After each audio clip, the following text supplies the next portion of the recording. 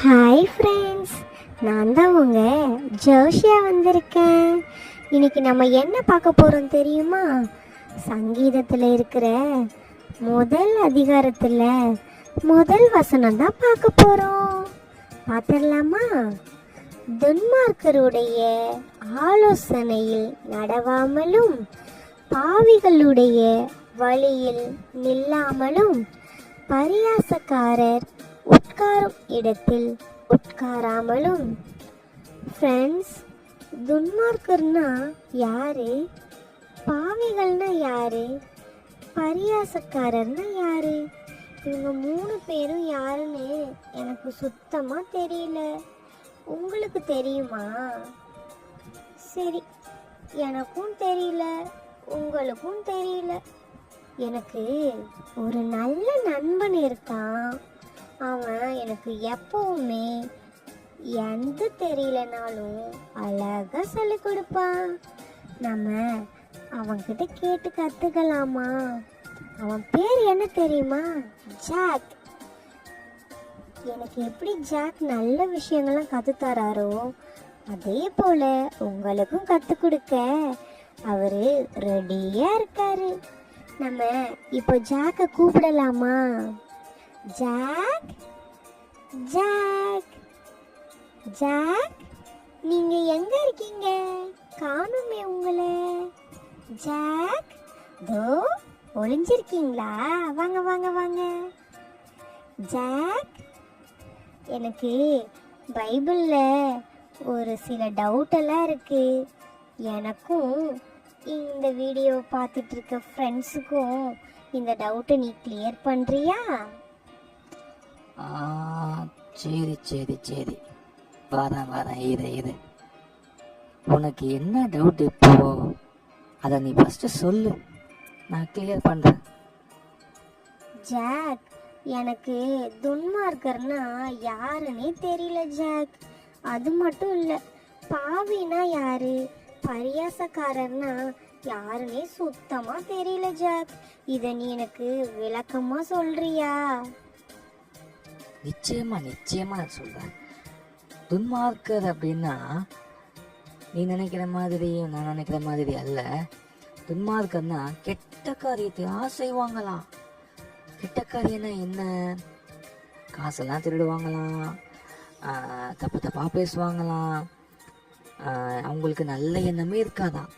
அந்த மாதிரி ஆள் கூட நம்ம இருந்தா நம்மளுக்கு அதே எண்ணம் தான் வருமா. அதனாலதான் ஏசப்பா அப்படி சொல்லியிருக்கிறாரு. சங்கீதம் 1ஆம் அதிகாரத்துல துன்மார்க்கருடைய ஆலோசனை நடவாமலும் நம்ம அவங்களோட சேர்ந்தா அவங்க நம்மளுக்கு அவங்களோட ஆலோசனையை சொல்லி கொடுப்பாங்க. அது நல்ல ஆலோசனையா கெட்ட ஆலோசனையா? நீங்க சொல்லுங்க பிள்ளைகளா. அது கெட்ட ஆலோசனை. அப்போனா துன்மார்க்கருடைய ஆலோசனை நம்ம நடக்கவே கூடாது. யார் துன்மார்க்கரு, யார் நல்லவங்க கெட்டவங்கிறத நம்ம நிச்சயமா தெரிஞ்சுக்கணும். அப்படியா ஜாக்? ஐயோ, அப்படின்னா அப்படிப்பட்டவங்க கூட நான் சுத்தமா சேரவே மாட்டேன் ஜாக். அப்புறம் பாவிகள்னா என்ன ஜாக்? அதுவும் கொஞ்சம் சொல்ல. பாவிகள் அப்படின்னா சின்ன தப்புலாம் செய்வாங்க. சின்ன தப்போ பெரிய தப்பு செய்யறவங்க தான் பாவிகள். அதனால ஏசப்பா அப்படி சொல்லல. நம்ம வசனத்தை தப்பா புரிஞ்சிக்கவே கூடாது. ஏன் தெரியுமா? ஏசப்பா சொல்றாரு, பாவத்தை வெறுக்கிறேன், பாவியை நேசிக்கிறேங்கிறாரு. அப்போ நீ பாவி கூட சேராம போயிட்டீன்னா யார் உங்களுக்கு அந்த பாவத்தை சொல்லுவா? ஏசப்பா வந்து சொல்லுவாரா? அதுக்கு தானே ஏசப்பா என்ன ஏற்படுத்தியிருக்கிறாரு. நீ பாவியை வெறுக்க கூடாது, சரியா? அவங்களுக்குள்ள இருக்கிற பாவத்தை தான் வெறுக்கணும். அதனாலதான் ஏசப்பா சொல்றாரு, பாவிகளுடைய வழியில் இல்லாம தான் சொல்லியிருக்கிறாரு, தவிர பாவி கூட சேரக்கூடாதுன்னு சொல்ல. அவங்களோட வழியில நீ கத்துக்க கூடாது. பாவம் செய்யறவங்களோட வழிய நீ கத்துக்கவே கூடாது. புரியுதா? அதுதான் அதுக்கான மீனிங்கு. ஜாக், அப்போ எனக்கு நிறைய பேர் பாவம் பண்ணியிருக்காங்க. நான் என்ன பண்ண தெரியுமா? அவங்களெல்லாம் என் கிட்ட கூட நான் சேர்க்கவே இல்லை ஜாக். இப்போ நான் அவங்க கிட்ட ஃப்ரெண்ட்ஷிப் வச்சுக்கணுமா ஜாக்? கண்டிப்பா வச்சுக்கணும். ஆனா அவங்களுடைய பாவமான காரியத்தை கத்துக்கவே கூடாது. உன்னுடைய நண்பர்கள் பாவம் செய்தாங்கன்னா இல்ல தப்பான வழியில போனாங்கன்னா நீ தான் அவங்கள கரெக்ஷன் பண்ணணும். நீ தானே அவங்கள சரியான பாதையில் நடத்தணும். நாளைக்கு ஏசப்பா உன்கிட்ட கேட்பாரு, உன் ஃப்ரெண்டு தப்பான வழியில போகும்போது நீ ஏன் அவனை விட்டன்னு சொல்லி கேட்பாரு. அப்ப நீ என்ன சொல்லுவ ஏசப்பா கிட்ட? உடனே இந்த வசனத்தை சொல்லக்கூடாது. வசனத்தில் தெளிவா படிக்கணும், சரியா? பாவிகளோட வழியில நில்லாமல் தான் போடுறதுக்கே தவிர பாவி கூட சேரக்கூடாதுன்னு சொல்ல. ஏன் தெரியுமா? ஏசப்பா உனக்காகவும் எனக்காகவும் உன் பாவத்துக்காகவும் என் பாவத்துக்காக தான் மறிச்சாரு. அப்படி இருக்கும் போது நீ பாவிகளை நேசிக்கணும். பாவிகள் கூட சேரக்கூடாது அப்படின்னு இல்லை, பாவிகளை நேசிக்கணும், சரியா? கண்டிப்பா ஜாக். என்னை விட்டு போன எல்லா ஃப்ரெண்ட்ஸையும் நான் மறுபடியும் என் பக்கமாக கூட்டிகிட்டு வந்து நான் அவங்கள கெட்ட வழியில் போக விடாமல் நீ சொல்லி கொடுத்த மாதிரி நல்ல வழியில் கொண்டு வந்து ஏசப்பா பற்றி சொல்லி கொடுக்குறேன் ஜாக். ஜாக் ஜாக் இன்னும் ஒன்றே ஒன்று இருக்குது. பரியாசக்காரர்னா எனக்கு சுத்தமாக விளங்கவே இல்லை ஜாக். அதை பற்றி எனக்கு கொஞ்சம் புரியுற மாதிரி தெளிவா சொல்றியா ஜாக்?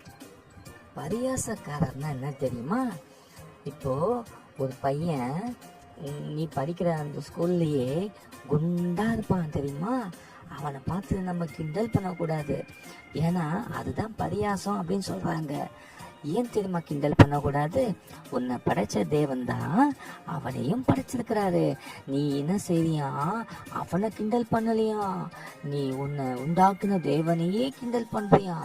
அதனால பரியாசம் யாரா பண்ணாங்கன்னா நீ சொல்லணும், பரியாசம் பண்ணக்கூடாதுப்பா, ஏசப்பாக்கு பிடிக்காத காரியம்ப்பா, அவனையும் ஏசப்பா தானே படிச்சாரு, நீ ஏன் அவனை பரியாசம் பண்ற? பரியாசம் பண்ணக்கூடாதுன்னு சொல்லணும். ஆக மொத்தம் இந்த வசனம் என்ன சொல்லுன்னா, நீ ரொம்ப கவனமா இருக்கணும்னு சொல்லுது. இந்த 3 காரியத்திலும் நீ நடக்கவே கூடாது அப்படின்னு. ஃபர்ஸ்ட் காரியம் என்ன? துன்மார்க்கருடைய ஆலோசனையில் நடக்கவே கூடாது. 2வது காரியம் என்ன? பாவிகளுடைய வழியில நிக்கவே கூடாதான். 3வது காரியம் பரியாசக்காரர் உட்காரும் இடத்துல உட்காரவே கூடாதான். ஓகேவா? வேற ஏதாவது டவுட் இருக்கா உனக்கு? ஜாக், நீ ரொம்ப அருமையா எனக்கு சொல்லி கொடுத்த. உனக்கு ரொம்ப நன்றி ஜாக். சரி, நான் கிளம்புறேன். எங்க அம்மாவை தேடுவாங்க. நான் சொல்லாம வந்துட்டேன், சரியா? நீ கூப்பிட்டானே வந்துட்டேன். வரேன். பாய். பாய் ஜாக். ஃப்ரெண்ட்ஸ், எனக்கு ரொம்ப தெளிவா புரிஞ்சுது. உங்களுக்கும் புரிஞ்சிருக்குன்னு நான் நம்புறேன் ஃப்ரெண்ட்ஸ். நீங்களும் என்ன போல ஒரு நல்ல நண்பன் ஜாக்க போல இன்னைக்கு நீங்க கண்டுபிடிச்சு உங்க கூட வச்சுக்கோங்க. அப்பதான் நீங்க எப்பெல்லாம் தவறுறீங்களோ எனக்கு சொல்லி கொடுக்குற ஜாக் மாதிரி உங்களுக்கும் அந்த நண்பன் ரொம்ப அழகா தெளிவா புரிய வைப்பாங்க. இந்த வீடியோ உங்களுக்கு பிடிச்சிருந்துச்சுன்னா லைக் பண்ணுங்க, ஷேர் பண்ணுங்க, கமெண்ட் பண்ணுங்க அண்ட் சப்ஸ்கிரைப் பண்ணுங்க. பாய்.